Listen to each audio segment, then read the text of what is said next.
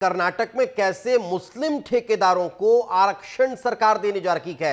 सरकारी टेंडर में आरक्षण की प्रक्रिया अब लागू की जा रही है, लेकिन यह आरक्षण जो है वो सिर्फ मुसलमानों को मिलने जा रहा है। मुस्लिमों को आरक्षण ना सरकारी टेंडर में सरकार देगी। 4% का आरक्षण सिद्धरमैया कैबिनेट ने इसको मंजूरी दे दी है।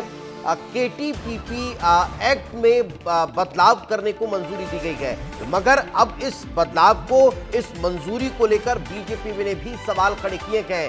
बीजेपी ने सांप्रदायिक राजनीति का आरोप लगाया है।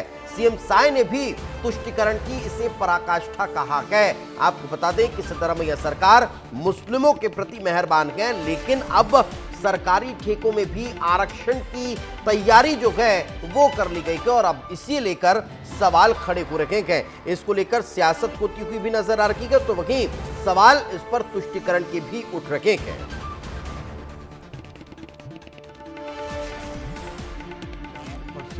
हालांकि ये कोई पहला मामला नहीं है, इससे पहले भी समझते थे।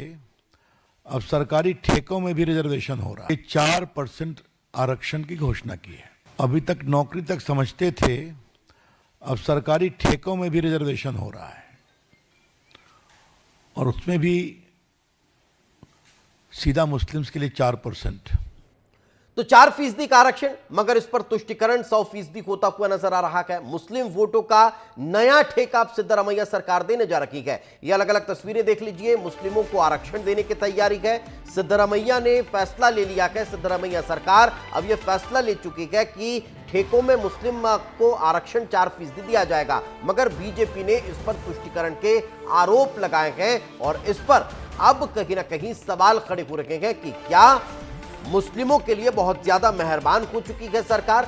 यह भी हम आपको ग्राफिक्स के जरिए बताएंगे, समझाएंगे कि कैसे इस फैसले को लेकर अब सवाल खड़े हो रखे हैं। हालांकि यह कोई पहली बार नहीं है, इससे पहले भी कई बार ऐसे फैसले सिद्धरमैया सरकार, कांग्रेस सरकार ले चुकी है जो सवालों के घेरे में है। कर्नाटक की कांग्रेस सरकार मुस्लिमों पर मेहरबान है। आखिर ये क्यों सवाल खड़ा हो रहा है? पीडब्ल्यूडी के ठेके में मुस्लिमों को 4% का आरक्षण दिया जा रहा है। इमामों को हर महीने 6,000 रुपये दिए जाते हैं। विवाह के लिए मुस्लिमों को 50,000 रुपये दिए जाते हैं। मुस्लिम स्टूडेंट्स को फीस में 50% की छूट सरकार दे रही है। उर्दू स्कूलों के लिए 100 करोड़ रुपये दिए गए हैं। तो ये तमाम फैसले हैं जो सवाल खड़े करते हैं।